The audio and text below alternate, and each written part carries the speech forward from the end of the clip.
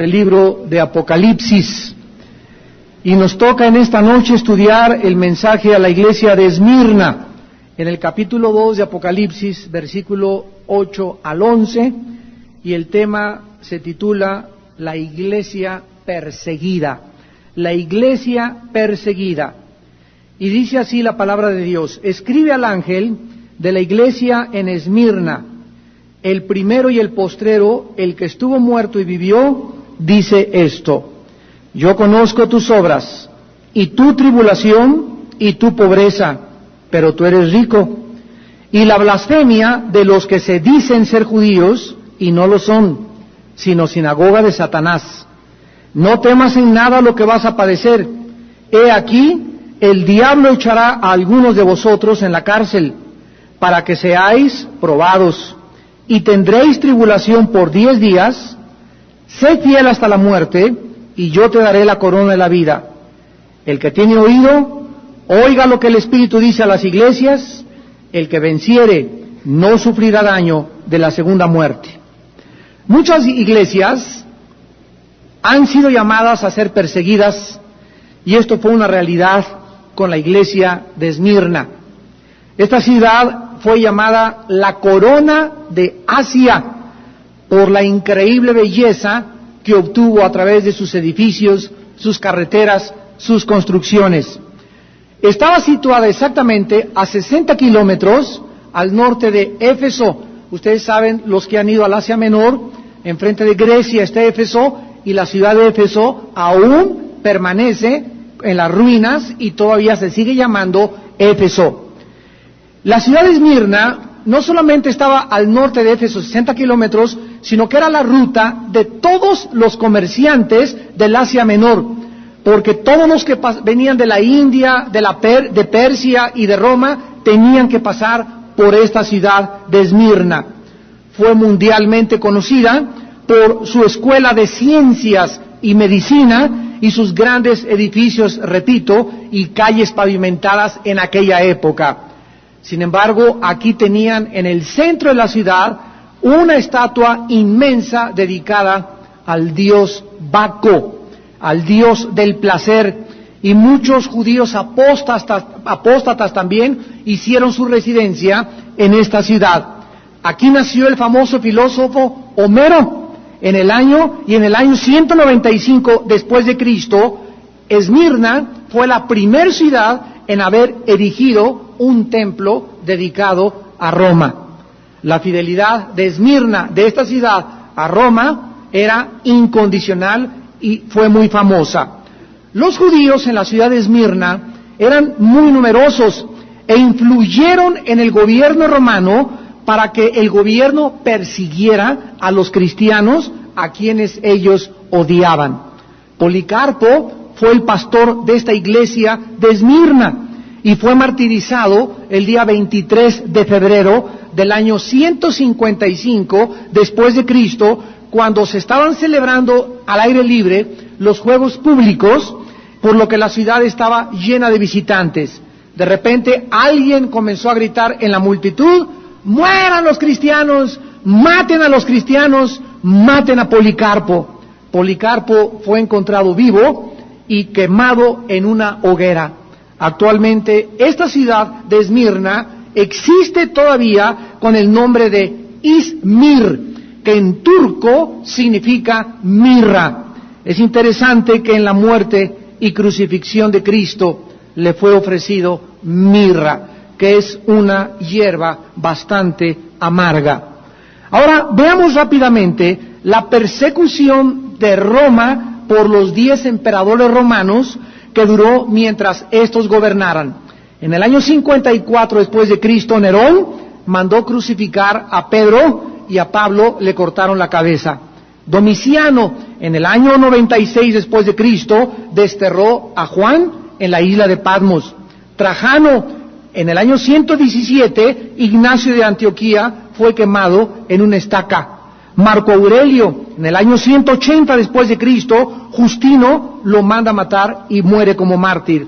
Después siguió el emperador Severo en el año 211, Maximino en el año 238, Decio en el año 251, Valeriano en el año 260, Aureliano en el 275 y Diocleciano en el 305 después de Cristo. Fue el penúltimo emperador antes de Constantino, y Diocleciano fue el peor de todos, pues además de matar a los cristianos, ordenó quemar todos los documentos que existieran a través de Cristo, papiros, cosas del Nuevo Testamento y todo lo que los apóstoles habían tratado de conservar. Sin embargo, no tuvo éxito porque la mayor parte de ellos fueron guardados, y unos de ellos fueron encontrados recientemente en el Mar Muerto y se conocen como los rollos del Qumran, donde desde 1948 que se encontraron los primeros papiros de Isaías hasta recientemente, ahí están en el original, en el griego, en el hebreo, todo absolutamente lo que escribieron los profetas hebreos, conservados después de más de 2000 años. Los cristianos fueron pues durante 350 años, hermanos en Cristo, crucificados, cubiertos con pieles de animales, echados a los perros. Los cubrían con petróleo y los quemaban como antorchas humanas. Los quemaban también vivos en aceite hirviendo. Los encerraban en cuartos oscuros, amarrados a cadáveres o a muertos, para que murieran de la putrefacción de los cadáveres. Los enterraron en su propio orín y en sus excrementos con pesadas cadenas hasta que morían totalmente deshechos. A otros los echaron en el Coliseo romano para ser despedazados por las bestias. Se calcula que murieron aproximadamente más de 5 millones de mártires por el testimonio de Jesús. En el libro de los Hebreos, capítulo 11, versículo 36 al 38, dice la Biblia: otros experimentaron vituperios y azotes, y a más de esto, prisiones y cárceles. Fueron apedreados, aserrados, puestos a prueba, muertos a filo de espada. Anduvieron de acá para allá cubiertos de pieles de ovejas y de cabras, pobres, angustiados, maltratados, de los cuales el mundo no era digno, errando por los desiertos, por los montes, por las cuevas y por las cavernas de la tierra. ¿Y todo por qué? Porque ellos prefirieron esto a negar a Jesucristo. ¿Y tú, cristiano que me escuchas del siglo XXI, que no regresas a una iglesia porque te hizo fuchi el pastor, porque te peleaste con la señora de no sé qué tantas cosas y no te habla y tú tampoco le hablas? Porque en tu escuela te dijeron, es cierto que eres cristiano, y te avergonzaste porque tienes miedo de quedar mal con la maestra, y te avergonzaste ir con tu maestro, con el maestro de tus hijos, y decirles que son hijos de Dios y que tenemos convicciones en la palabra de Dios, porque prefieres lo que el mundo dice a que ellos te puedan perseguir, que en tu trabajo tienes miedo que alguien descubra que eres cristiano, por tal vez te comienza la persecución. ¿Ese es el cristiano tú del siglo XXI? Cuando por 350 años todos este ejército de seguidores de Jesús dieron su vida por Jesús. Y hemos llegado, después de casi 20 siglos después, a un cristianismo tan fácil y tan barato y tan cómodo, donde se reunían todos. Hay un radio por acá sonando, por favor. Donde se reunían todos en las catacumbas. Es aquí arriba la cámara de video. Donde se reunían todos para poder buscar la forma de adorar a Dios, y sin embargo aquí estamos. Dios nos ha dado este lugar, pero que no les cambien el lugar y que no nos lleven a un lugar frío, y que por favor tenga calefacción la iglesia, porque si no, no voy al servicio y no voy al estudio. Estos somos los cristianos del siglo XXI. Y hemos comenzado a descender y a descender cada vez más, olvidándonos que todo lo que el campo del cristianismo fue sembrado por la sangre de los mártires. Esta iglesia de Esmirna permaneció fiel al Señor, a pesar de toda la persecución que sufrió, por lo que el Señor no tiene nada que reprocharle en esta carta dirigida en el Apocalipsis. Representa el retrato de todas las iglesias que deben de ser, como Jesús dijo en Hechos 1:8, me serán testigos. Cuando venga sobre ustedes el Espíritu Santo en Jerusalén, Samaria y hasta lo último de la tierra. Escucha, la palabra testigo en el griego es martureo, de donde viene la palabra mártir. ¿Qué está diciéndonos Jesús? Que cuando nosotros decidimos seguirlo a Él, debemos estar dispuestos no solo a creer en Él, Filipenses 1:29, sino estar dispuestos también a dar nuestra vida por causa de su nombre. Pero si tú ni siquiera tienes el valor de decir que eres hijo de Dios y te avergüenzas con tu familia, te avergüenzas en tu trabajo, te avergüenzas en tu universidad porque eres hijo de Dios, ¿tú crees que el día de tu muerte estarás dispuesta a dar tu sangre por Él? Ir al mundo. ¿Por qué? Porque yo sé en quién he creído. Y porque es 1000 veces mejor el vida que vamos a sufrir a seguir la corriente de ellos y precipitarnos con ellos por el camino ancho y espacioso donde va el mundo entero hacia la perdición. Seguir a Cristo no es fácil, aun cuando se está predicando un evangelio barato y fácil en la mayor parte del mundo. Ven a Cristo y todos tus problemas se solucionarán. Ahora las iglesias son lugares donde la gente viene así, pero viene a montones a ver si sanan a mi hijo, a ver si sanan a mi cuñado, a ver qué pueden hacer para sacarle los chamucos a esta persona, a ver si pueden, buscando favores y buscando a un Dios de Aladín y la lámpara maravillosa. Y esto no es la iglesia. Tú no vienes aquí para esperar favores de Dios, vienes a buscar a aquel que es el Dios de los dones y el Dios de los favores y a servirlo te dé o no te dé. Y si tú no tienes esa intención en tu corazón, y no es esa tu motivación, y solamente buscas a Dios para ver qué cosa vas a recibir de Él, no has entendido todavía lo que es seguir a Jesucristo. En el versículo 8 de Apocalipsis 2, comienza Jesús con una descripción de Él mismo, como en cada una de las cartas que Él dirige a estas iglesias. Y aquí se presenta como el primero y el postrero. El que estuvo muerto y vivió, dice esto. Jesús se identifica en primer lugar como el primero y el último. Esto se refiere a su eternidad. Ustedes saben que en Juan 8:58, Cristo le dijo a los judíos, de cierto les digo, antes que Abraham fuese, yo soy. Jamás dijo esto Buda, jamás dijo esto Mahoma, jamás ha dicho esto ningún líder. Jesús cuando vino al mundo hizo muy claro y le dijo a su madre María, mamacita, tú me diste el bien, en el vientre me formé y todo lo que tú quieras, pero antes de que tú fueses, antes de que tú nacieses, antes de tus tatarabuelos, antes de que la nación israelita fuera fundada, antes de Abraham, yo ya existía. Ese es el Jesús a quien estamos nosotros sirviendo. En Juan 17:24, en su oración al Padre le dice, Padre, aquellos que me has dado, quiero que donde yo estoy, también ellos estén conmigo, para que vean mi gloria que me has dado, porque me has amado desde antes de la fundación del mundo. Yo soy el primero y yo soy el último. Es el mensaje que Dios le da a los cristianos que están siendo perseguidos. Para que nosotros sepamos que la persecución que tengamos por delante, el padecimiento que podamos tener o lo que nos podamos sufrir algún día en nuestra vida, Jesús va a estar esperándonos en ese momento, porque si Él es el primero y Él es el último, Él va a estar antes de que lleguemos a cualquier situación a nuestra vida, esperándonos para poder en ese momento fortalecernos y decirnos, no te dejaré ni te desampararé.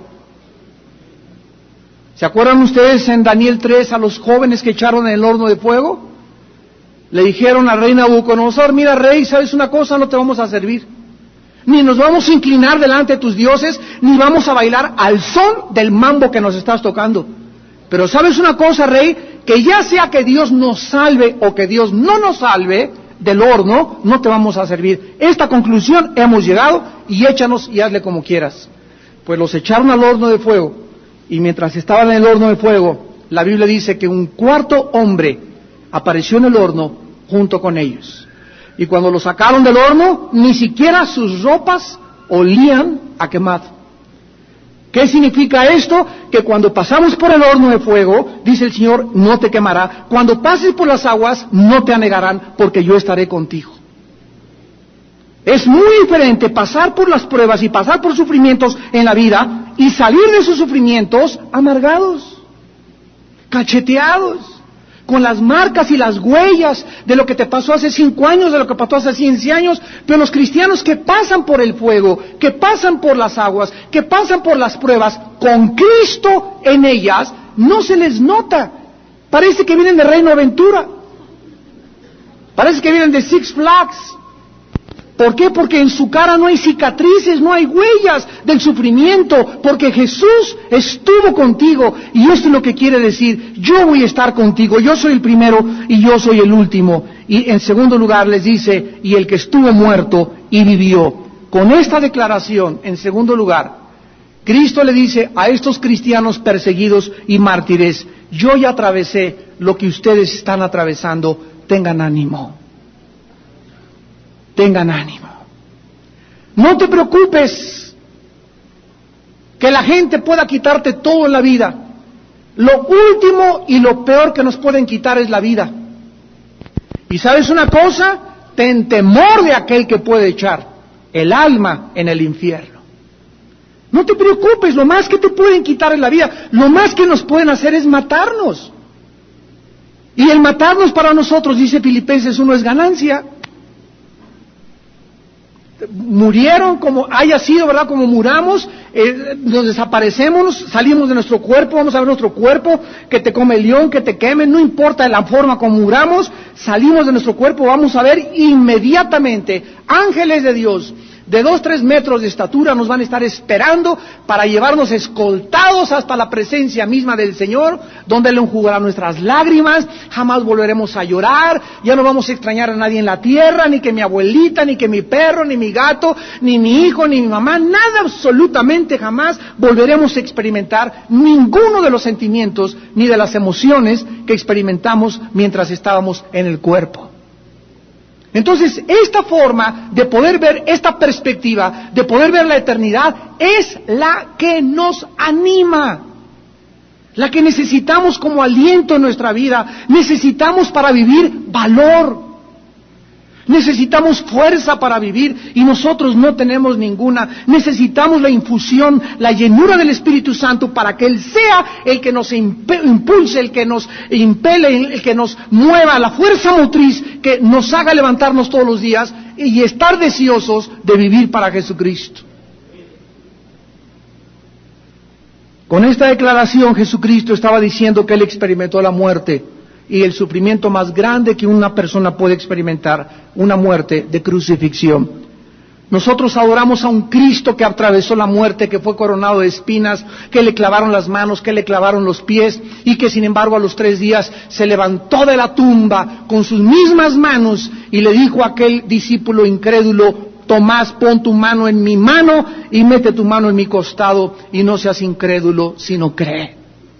Ese es el Cristo que adoramos, ese es el Cristo que seguimos, ese es el Cristo que nos anima a no tener miedo de la vida. En Juan 5:24 Jesús dijo: de cierto les digo que cualquiera que crea en mí no vendrá a condenación, mas ha pasado de muerte a vida. Ahora en el versículo 9 de Apocalipsis 2, Jesucristo les da las palabras de aprobación. Aprobación. Apocalipsis 2:9. Yo conozco tus obras y tu tribulación y tu pobreza, pero tú eres rico. Y la blasfemia de los que se dicen ser judíos y no lo son, sino que son sinagoga de Satanás.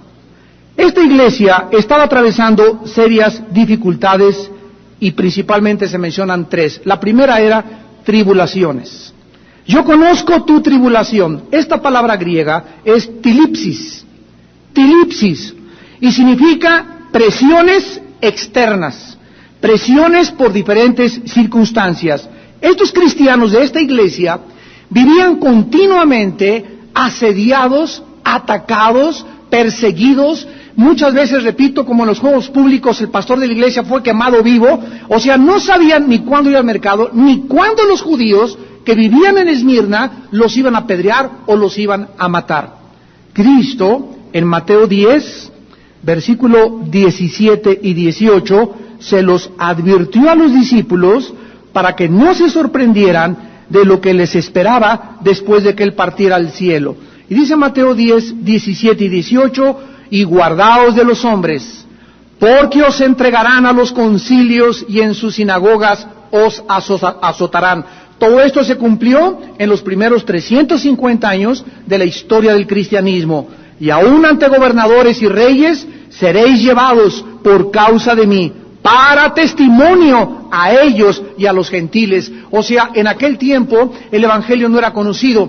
Y la única forma que un César, un centurión, un político, un emperador, un procurador pudiera conocer el evangelio es teniendo enfrente en aquel tiempo, ¿verdad? Ahora ellos ni mandan allá a la cárcel ni quien los conozca, pero antiguamente los reos tenían que ser presentados en persona ante el procurador y muchos ante los césares romanos para que ellos dictaminaran el juicio o el destino de estas víctimas. Y esta oportunidad de estar enfrente de un procurador como Cristo, de Pilato y de Caifás y de Herodes, Juan el Bautista, era una oportunidad de que ellos les dieran a estos políticos testimonio de quién era Jesús.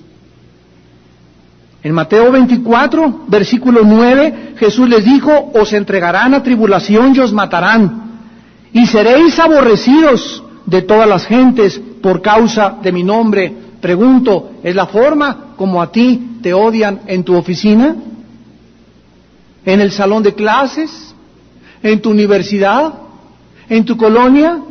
¿En tu familia? Al contrario, ahora hasta ponen flores. ¿Y por qué no hay esa persecución? ¿Por qué no tienes gentes que te odien de esta manera? Porque no hablas de Cristo, sencillamente, esta es la única razón, porque cuando comenzamos a hablar de Cristo y a enfrentarnos con la gente y a dar testimonio público y a tener valor, ahí es cuando desatamos la persecución. Pero es que ahora la mayor parte de los cristianos son cristianos de la secreta. Es el ministerio del servicio secreto de la iglesia. Ahora casi nadie habla de Cristo. Si yo te preguntara en este momento, y tú que me escuchas en la televisión, ¿cuándo fue la última vez en esta última semana a alguien le hablaste de Cristo? En esta semana, ¿a quién le has hablado de Cristo? ¿Al mecánico que te cambió la llanta? ¿Al lechero que te llevó la leche a tu casa? ¿Donde fuiste a comprar las tortillas dejaste un folleto en tu oficina, en el elevador? ¿Al dentista, a la secretaria? ¿A quién en esta semana le has hablado de Cristo? Y así te van a pasar los días y los meses y los años, y tú crees que cuando Jesús venga te estará esperando con gloria y te será presentada una entrada generosa al reino de los cielos. ¿Te equivocas? Jesús dijo, me serán testigos. ¿Eres tú testigo? Esta es la razón por la cual no hay persecución detrás de tu vida. Algunas calumnias que se levantaron en esa época contra los cristianos, escucha, fueron, por ejemplo, basándose en las palabras de Cristo en la última cena, este es mi cuerpo y esta es mi sangre, coman y beban, se corrió el rumor de que los cristianos eran caníbales. Número 2, siendo un hecho que cuando un miembro de una familia se convertía, la familia se dividía, fueron acusados, en segundo lugar, de amenazar la estructura familiar. Número 3, los acusaban de ser ateos, porque no honraban ni veneraban las estatuas paganas, ni les rendían culto tampoco. En cuarto lugar, los acusaron de revolucionarios, porque no llamaban al César Señor. Y en quinto lugar, los acusaron de tener ideas incendiarias y fatalistas, por enseñar que el fin del mundo vendría con un juicio del Señor y con fuego. Todas estas excusas y calumnias que lanzaron contra ellos, 2 o 3 de ellas son usadas contra nosotros actualmente. ¿Cuántas veces nos han acusado nosotros? Es que esos cristianos lo único que predican son cosas apocalípticas y que el mundo se va a acabar y quieren amenazar a todos e infundir temor a todos. ¿No has oído tú esa acusación? ¿No has oído esa acusación de que eres una persona intolerante porque solamente dices que Jesús salva y que ninguna otra religión, ni ningún otro camino, ni ninguna otra forma puede llevar al cielo? Por el hecho de ser exclusivista y ser radical, nos acusan de intolerantes. ¿Por qué? Porque la gente no quiere ser exclusiva, ni ver que nadie sea exclusivista. ¿Por qué? Porque quieren que tener muchos caminos y que todas las ideas y todos los pensamientos filosóficos lleven a Dios. En segundo lugar, ellos estaban atravesando la pobreza. Dice Apocalipsis 2:9, yo conozco tu tribulación y tu pobreza. En el griego hay dos palabras para designar la pobreza. La primera es tocheia, que significa carencia total de bienes materiales. Es lo que podríamos llamar un estado paupérrimo, una pobreza total. Y la segunda es peña en el griego, que significa carecer de lo superfluo. O sea, tener para comer, tener para El otro día mi esposo y yo veníamos antier en el coche, íbamos rumbo a Toluca, y ahí cerca de la estación de autobuses de Constituyentes, ahí en un parque, un señor de plano, puso un colchón y ahí se estaba durmiendo. Y tenía junto a él a un perro, a otro perro detrás y una cobija.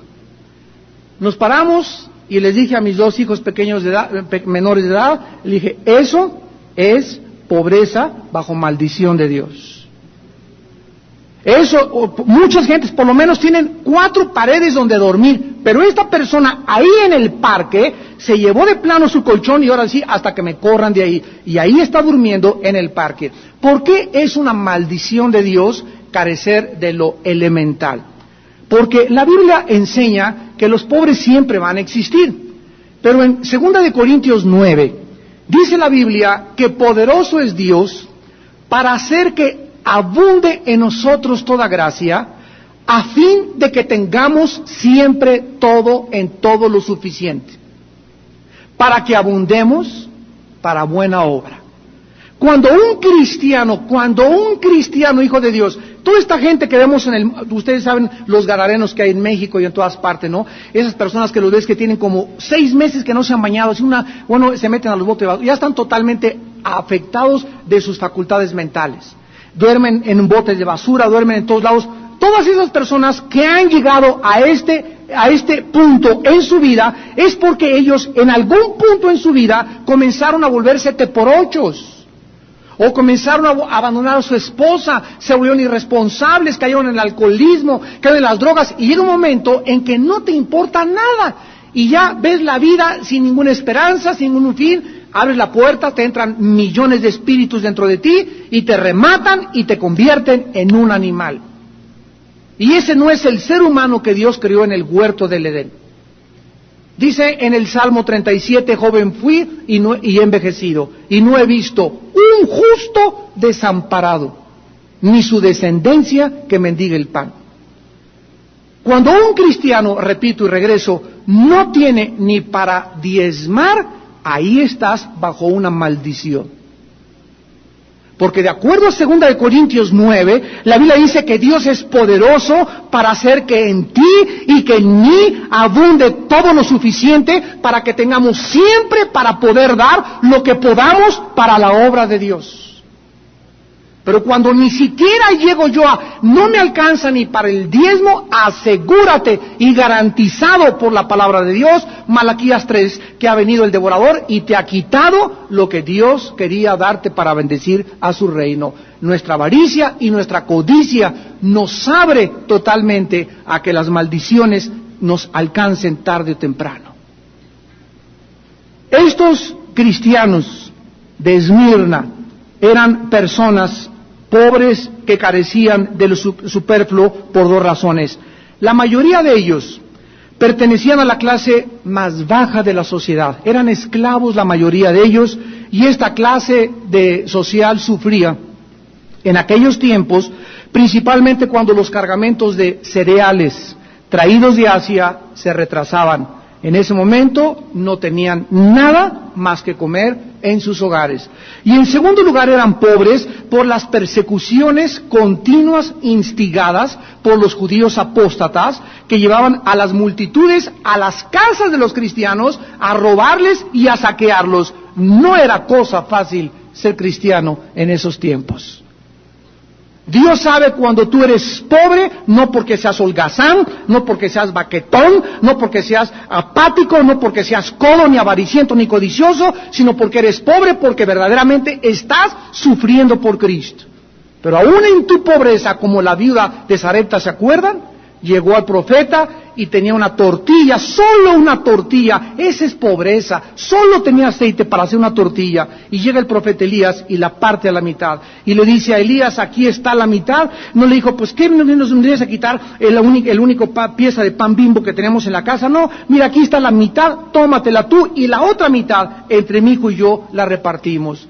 Por haber hecho esto la viuda, Elías le contestó, jamás te volverá a faltar en tu casa el aceite ni la harina. Ahora entendemos por qué Dios llevó a la viuda. Elías no recibió una orden que le dijo Dios, mira Elías, te vas por favor al Holiday Inn, o te vas con la familia Richelieu que vive en las lomas, en el Pedregal, para que tenga una buena casa, un buen cuarto. Dios manda con la persona más pobre de aquellos tiempos a Elías, no para que Elías sufriera, sino para bendecir a esta viuda a través de que ella entendiera que no podemos ser bendecidos hasta que no compartimos lo que Dios nos ha dado. No podemos ser bendecidos hasta que no nos desprendemos y nos volvemos generosos de las cosas que Dios nos ha dado para su reino. Y en tercer lugar, estos cristianos estaban experimentando la cárcel. Yo conozco tus obras y tu tribulación y tu pobreza, pero tú eres rico. En medio de la pobreza, el que tiene a Dios lo tiene todo. Y el que tiene a todo y no tiene a Dios, no tiene nada. Entonces, gracias a Dios que si hay cristianos que sean pobres, pero no paupérrimos, que hasta en las calles tengan que dormir, a menos de que sea por la persecución o porque haya una cosa del gobierno contra nosotros. Si no es por eso, ¿verdad? La Biblia dice que el que tiene a Cristo es el hombre más rico de este mundo. Y les dice también en el versículo 10 que iban a padecer algunos de ellos en la cárcel. En esos tiempos era contra la ley romana ser cristiano y adorar otra cosa que no fuera el emperador romano. Cualquiera que violara esta ley era encarcelado. Esta es la razón por la cual los cristianos primitivos tenían que meterse en cuevas que les llamaban catacumbas y que todavía existen actualmente alrededor de la ciudad de Roma. Ir a la cárcel en esos tiempos, no lo compares con ir al reclusorio Oriente, tal vez se podía comparar con Almoloya. El otro día estaba escuchando que en Almoloya a veces es un cuarto cuadrado de 350 por 350, en la penitenciaría más segura de México, y que muchas veces les dejan la luz todo el día, no saben si es de día o de noche, y muchas veces los dejan en ropa interior, que es contra los derechos humanos de un prisionero. Bueno, en aquellos tiempos eran los calabozos fríos, malolientes, y terminaban la mayor parte de las veces muertos de hambre. Jamás se les abría un expediente, no se les abría ni un juicio, los echaban hasta que tal vez el próximo emperador, como fueron 10 crueles, ninguno de ellos salió de la cárcel. Caer en la cárcel era caer condenado en cadena perpetua. Algunos morían de peste o de agotamiento por los trabajos forzados. Veamos en Hechos 4 cuándo comenzó la persecución, el primer encarcelamiento de los apóstoles y cómo reaccionaron ellos al encarcelamiento. Dicen Hechos 4, versículos del 1 al 3. Hablando ellos al pueblo, vinieron sobre ellos los comunistas, los secuestradores y los asesinos. Eso dice.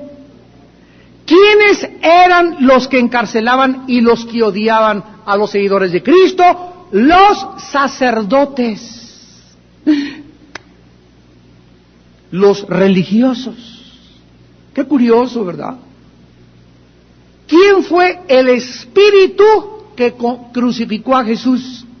No fue el espíritu romano, no fue el espíritu de los saduceos, no fue el espíritu de los asesinos, ni de los borrachos, ni de las prostitutas, ni de los drogadictos de los tiempos de Jesús. El espíritu que crucificó a Cristo fue el espíritu de la religión. Los religiosos de los tiempos de Jesús son los que fueron instigados por Satanás para colgar entre el cielo y la tierra al Hijo de Dios. ¿Te sorprende? ¿Te sorprende que sean las religiones el instrumento principal a través del cual opera Satanás? Desde el principio del Edén, desde el principio de la caída de los primeros padres, Satanás ha usado la religión como el instrumento detrás del cual él se disfraza. Porque la gente asume que tener una religión y creer un Dios es ser una persona honorable, altruista, buena y justa. Pregúntales a los 19 árabes que se estrellaron el 11 de septiembre del año pasado contra las torres de Nueva York, qué es la religión y el fanatismo a lo que lleva una religión fanática. Pregúntaselos a ellos, en el nombre de Alá. Mira lo que hicieron. Pregúntales a los cruzados, cuando se abanderaron, ordenados por un papa romano, con una cruz aquí enfrente, vincitori en el nombre de esta cruz, vincitori en el latín, y fueron a la Tierra Santa a matar moros, a incendiar sinagogas en el nombre de Dios. Mira lo que hace la religión. Mira lo que hace la religión durante 500 años bajo el inquisidor Torquemada de España. Ordenado por el Vaticano, mataron a más de 6 millones de cristianos en 500 años de historia, porque no querían dejar de leer la Biblia. Porque no se sometían a fuerza a esa religión, lo mismo que es el Corán y los musulmanes. Cualquier religión que obligue, so pena de la fuerza, a unirse a esa religión, tú sabes quién está atrás operando. Jesús a nadie fuerza a que venga y le siga, y el cristiano jamás usará la fuerza. El que tenga oídos que oiga, el que se quiera arrepentir que se arrepienta, y tú escogerás el destino después de esta vida. Pero las religiones, en el nombre de Dios, han masacrado y han hecho lo que han hecho. Por esto este hombre, Claude Bourillon, el nuevo experiodista francés de la empresa Clonite, que dice que es el Rael y que se le aparecían los platillos voladores, ataca la religión. Y dice, vengo a acabar con el mito de Dios. Así dijo Claude Bourillon, el que dice que ya clonó a 2 seres humanos. Vengo a acabar con el mito de Dios, porque la religión lo único que hace es matar a la gente. ¿Y a quién usa? Usa a los musulmanes, usa la Inquisición, usa las cruzadas, usa el Corán, usa los ataques terroristas, y dice, esto es lo que hace la gente que cree en Dios. ¿Se dan cuenta cómo puede una persona pervertir y distorsionar la palabra de Dios? Y si tú no tienes armas, ¿qué vas a contestar? ¿Podrías tú defender ante un panel? ¿Podrías tú defender ante un consejo de maestros universitarios estos ataques al cristianismo? Vamos a pedir a la gente que no circule por los pasillos porque la televisión la bloquean. La gente en esos tiempos, dice la Biblia, los fariseos vinieron con el jefe del guardia del templo y los saduceos, Hechos 4:2, resentidos de que enseñasen al pueblo y anunciaran en Jesús la resurrección de entre los muertos. Les echaron mano, los pusieron en la cárcel hasta el día siguiente porque ya era tarde. Vean ustedes en el versículo 29 y 30 cómo reaccionaron. Y ahora, Señor, dijeron los apóstoles, mira sus amenazas. Y concede a tus siervos que con todo denuedo hablen tu palabra, mientras extiendes tu mano para que se hagan sanidades y señales y prodigios mediante el nombre de tu santo Hijo Jesús. Cuando hubieron orado, el lugar en que estaban congregados tembló y todos fueron llenos del Espíritu Santo y hablaban con denuedo la palabra de Dios. ¿Cómo reaccionaron los apóstoles? Ay, Señor, para eso te venimos a servir, para eso fui tan buena gente, y para eso he entregado toda mi vida, para que tú me acabaras en una cárcel, y para que la gente me tratara de esta manera, para eso soy cristiano. ¿Así reaccionaron? Cuando fueron y los cristianos y les mandaron decir, Pablo está en Filipos, lo encerraron. Agarra a Pablo y escribe desde la cárcel la carta a los filipenses. Quiero decirles, mis queridos hermanos, ni siquiera estén chillando por mí ni hagan panchos por mí. Las cosas que me han redundado han sido para el provecho de la obra de Dios, al grado que aún los soldados de Roma en la cárcel se están convirtiendo por mi testimonio. ¿Y tú? Porque te hicieron cara de fuchi, te ofendes, te lastimas, eres tan hipersensible que cualquier cosa indirecta que te diga un pastor o un hermano que te regañaron, ya te ofendes y ya no quieres saber nada del Señor por tu hipersensibilidad y por el orgullo tan grande que aún no ha sido derrumbado de tu corazón. Las personas hipersensibles o que son lastimadas, escúchame, todos los seres humanos que se lastiman fácilmente son las personas más orgullosas de este mundo. ¿Qué es lo que Jesús quiere que nosotros podamos hacer? Dice en Gálatas 2:20, con Cristo estoy juntamente crucificado y ya no vivo yo, mas vive Cristo en mí. Una persona madura es un cristiano que tú puedes llegar y escupirle, hablar mal, cuchitear, él sabe que dijeron, que hablaron, etcétera, etcétera, y él sigue caminando por la vida. Dios te bendiga, Dios te bendiga, Dios te bendiga. No se detiene. ¿Y quién me habló, ¿Y por qué dijeron eso de mí, No pierde tiempo en esas cosas. Él sigue puesto sus ojos en Jesús. No hace caso de ninguna cosa. ¿Por qué? Porque un muerto no puede reaccionar. Imagínate un muerto que tú le des una patada y que te levante la mano. O que te diga, vas a ver. Mientras más muertos estemos a nuestro ego, menos reaccionaremos ante el acoso y la hostilidad del mundo, porque esta es la forma en la que podemos demostrar a qué grado de madurez hemos llegado. Dice en Apocalipsis 2 que estos cristianos, en el versículo 9, también tenían ahí a un grupo de personas que estaban diciendo que eran judíos. Dice, conozco la blasfemia de los que se dicen ser judíos y no lo son, sino sinagoga de Satanás. 2 veces en estas cartas se vuelve a mencionar la sinagoga de Satanás. La palabra sinagoga es un término que no existe en el Antiguo Testamento. Entre el libro de Malaquías y Mateo se conoce este período, que fueron 400 años de historia, como el período intertestamentario. De Malaquías a Juan el Bautista pasaron 400 años sin que Dios enviara ningún profeta, sin que hubiera palabra de Dios. Y durante esos 400 años se usurpó el sacerdocio, se usurpó el templo, se usurpó la religión, se usurpó todo aquello que había formado parte de lo que Dios le había entregado a Moisés, el monte Sinaí, y se le agregaron al judaísmo más de 600 mandamientos. Entonces, desde Malaquías hasta Mateo hubo 400 años, y ahí en ese periodo fue cuando nacieron las sinagogas. La palabra sinagoga simplemente significa lugar de reunión. Es lo que significa la palabra sinagoga, lugar de reunión o lugar de una asamblea. Entonces, cuando Jesús vino al mundo, el que era sacerdote no venía del orden levítico. Anás ni Caifás eran usurpadores, eran falsos.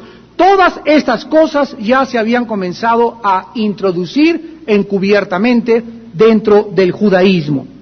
Ahora, los judíos fueron escogidos por Dios, lo sabemos, en el Antiguo Testamento, antes de que Cristo viniera al mundo. Sin embargo, la mayor parte de los judíos, como lo hemos visto, todos los que persiguieron a los cristianos fueron los judíos apóstatas, culminaron su rebelión asesinando al Hijo de Dios. Estos judíos de Esmirna comenzaron a profesar que eran judíos, o sea, verdaderos seguidores de Jehová, pero sus acciones criminales decían lo contrario. Miren ustedes en el libro de Romanos, capítulo 2, lo que el apóstol Pablo nos explica acerca de quiénes son actualmente los verdaderos judíos. Acuérdense que la palabra judío viene de Judá, de la tribu de Judá, que significa alabanza. O sea, los que vinieran de Judá, como vino Jesús, serían los que alabarían a Dios. De ahí viene la palabra judío. La palabra hebreo significa cruzar. Hebreos comenzaron a ser usados cuando cruzaron el río del río Jordán. Y la palabra israelita es de aquellas personas que étnicamente vienen o nacieron en el área geográfica de la tierra de Israel. Así que son tres palabras totalmente diferentes: israelita, hebreo y judío. Ahora, para que no nos confundamos, el apóstol Pablo, en la carta a los Romanos, capítulo 2, versículo 28 y 29, nos explica esto para que no nos confundamos. No es judío el que lo es exteriormente. O sea, en los tiempos de los apóstoles, los judíos eran gentes orgullosas, porque ellos creían que descendían de Abraham, que Dios los había escogido y que Jesús no era el Mesías. Es lo mismo con los judíos del siglo XX. Hay muchos judíos que tú vas a Israel y siguen esperando a otro Mesías, no creen en Yoshua, a Mashiach, como el Señor, el Mesías de Dios. Entonces, estos judíos se enorgullecieron de su religión. ¿Quiénes son el ejemplo en el siglo XXI de estos judíos? Las personas religiosas. Tú ves ahorita personas religiosas, llámese católicos romanos o de cualquier otra índole de religión, son personas orgullosísimas y te contestan: a mí ya me bautizaron, ya hice mi primera comunión, ya me confirmaron y tengo la foto del Papa junto a mi casa. Por lo tanto, yo siempre he tenido a Cristo, yo siempre he querido a Cristo. Hay un orgullo religioso y creen que por pertenecer a una religión ya son salvos y tienen el camino al cielo. Desgraciadamente, estas personas, o la mayoría de ellas, desconocen las Sagradas Escrituras y nuestra labor es iluminarlas, sacarlas de ese mundo de tinieblas, explicarles la diferencia entre ser religioso y ser cristiano. Son dos cosas antagónicas, totalmente, diametralmente opuestas, porque tú puedes ser religioso e irte al infierno, puedes ser católico, protestante, mormón, testigo de Jehová e irte al infierno. Y ser cristiano es la palabra ungido pequeño, que es la persona que tiene la presencia del Espíritu Santo por causa de su quebrantamiento, su humillación y su fe en la muerte y sacrificio de Cristo en la cruz. Entonces es muy diferente ser cristiano a ser religioso. No es judío, no es religioso el que lo es por afuera, ni la circuncisión la que se hace por afuera, exteriormente. Léelo, Romanos 2:28. Sino que es judío, Romanos 2:29, el que lo es en lo interior. Y la circuncisión es la del corazón, en espíritu no en letra, la alabanza del cual no viene de los hombres, sino de Dios. Desde ese tiempo de Esmirna, cientos de persecuciones comenzaron a levantarse contra los cristianos verdaderos, usando el nombre de Jehová para perseguir y torturar y asesinar en el nombre de Dios. Como ya hemos visto, las cruzadas, la Inquisición, los musulmanes actualmente. Y este es un mensaje muy fuerte a casi todas las iglesias, o a cualquier grupo, o a cualquier reunión, o a cualquier asamblea de personas que se reúnan en el nombre de Jesús. Escuchen lo que el Espíritu Santo nos dice a través de este mensaje en este día a las iglesias del siglo XXI. Cualquier persona que se dedique a perseguir a un cristiano o a hermanos en la fe, o que hablen de una iglesia o contra otra denominación, simplemente porque no son bautistas y tú eres bautista, o porque hablan lenguas, o porque son pentecostales, o porque son presbiterianos, o porque son de Vida Nueva, o porque son de Calacuaya o de Amistad Cristiana, cualquiera que persiga a sus hermanos o hable mal de sus hermanos, entra en el espíritu de la persecución y del anticristo. Porque estás agrediendo y persiguiendo a un hermano que tiene el espíritu que tú tienes, y el espíritu que yo tengo jamás me llevará a perseguir a aquel que tiene otro espíritu igual que el mío, porque una casa dividida no puede ser sostenida. Por lo que concretamos que si yo persigo a otro hermano mío en Cristo, o lo calumnio, o hiero su reputación, o persigo a aquella iglesia, o hablo mal de iglesia, el espíritu que está en mí no es el espíritu de Dios. Estoy bajo otro espíritu totalmente diferente. Dice Romanos 2, versículo 17. Romanos 2, 17. He aquí tú tienes el sobrenombre de judío y te apoyas en la ley y te glorías en Dios. O sea, tú tienes el sobrenombre de religioso. Tú dices que eres cristiano, que eres presbiteriano, que eres bautista, bla, bla, bla, bla, bla, bla. Conoces su voluntad e instruido por la ley apruebas lo mejor. Y confías en que eres guías de los ciegos, luz de los que están en tinieblas, instructor de los indoctos, maestro de niños que tienes la ley y la forma de la ciencia y la verdad. Tú pues que enseñas a otro, ¿no te enseñas a ti mismo? Tú que predicas que no se ha de robar o hurtar, ¿hurtas? Tú que dices que no se ha de adulterar, ¿adulteras? Tú que abominas los ídolos, ¿cometes sacrificio? ¿Cometes sacrilegio? Vean ahora Gálatas, capítulo 4, versículo 29, y dice el apóstol Pablo: pero como entonces, Gálatas 4, 29, el que había nacido según la carne perseguía al que había nacido según el Espíritu, así también ahora. ¿Qué dice la Biblia? Los que son de la carne piensan en las cosas de la carne. Romanos 8, 4 al 6. Los que son del Espíritu, en las cosas del Espíritu. ¿Quieres saber quién es cristiano? La Biblia lo dice. Los que son de la carne persiguen a los que son del Espíritu. Si yo digo que soy del Espíritu, no puedo perseguirme a mí mismo. Perseguir a un hermano mío en Cristo es hacerme daño a mí. Imagínate que mi papá en la carne me hablara y me dijera: Armando, ya me voy a morir y ¿sabes qué cosa? Quiero que todos ustedes como hermanos se amen. Y yo le dijera a mi papá: está bien, papá, y me levantara y agarrara un garrote y le doy un garrotazo a mi hermano. ¿Podría realmente mi padre creer que yo amo a mi padre? No, ¿verdad? Porque mi padre me dice: Armando, si tú me amaras, moriría tranquilo y yo sería feliz. Cualquier padre es feliz viendo que los hermanos se amen y que se tengan armonía y que se junten, etcétera, etcétera. Y desde el cielo Dios ama cuando todos sus hijos, no importa a la iglesia que pertenezcan, mientras estamos bajo la sangre y creamos en la fe como la única forma de la salvación, y creamos en la Biblia inerrablemente, inequívoca, y creamos en la resurrección de los muertos, no importa el nombre que tenga tu iglesia, eres mi hermano en Cristo. Y te debo de amar, y te debo lealtad, y estoy en deuda contigo, y mi deuda es amarte. Pero si yo me digo cristiano, y mi padre me está viendo que estoy hablando contra esa iglesia, y contra ese pastor, y contra esa denominación, y le debo dinero a un hermano, y voy aquí a la librería, y no pago, y me hago el gil, y me hago el tonto, y comienzo a robar los diezmos, ¿ustedes creen que nuestro Padre Celestial creerá que realmente le amamos? Jesús dijo en Juan 5, ¿me amáis si guardar mis mandamientos? Así también el que había nacido según la carne perseguía al que había nacido según el Espíritu. ¿Por qué Saúl persiguió a David? Porque actualmente se repite, los Saúles persiguen a los Davides.